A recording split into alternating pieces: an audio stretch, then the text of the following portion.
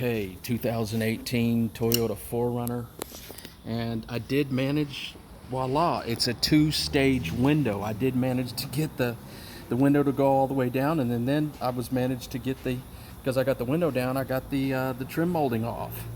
And so I got the trim molding off. I was going down and I worked on it for about an hour from down here. But now that I could get up through here with my door tool, you can see a huge difference, man. Yeah, it came out good. It's not perfect, and I could actually color sand it and make it just spectacular.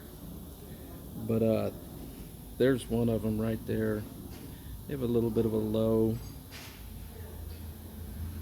It's a little bit of a ridge right there, and but it came out spectacular, man.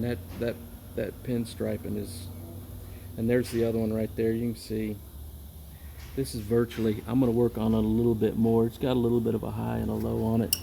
Let's see, this is what it looks like in the light.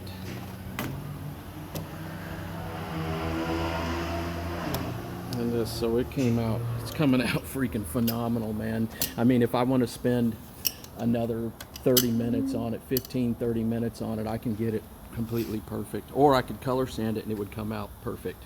And but being white, this is what the customers, you can't see anything on it.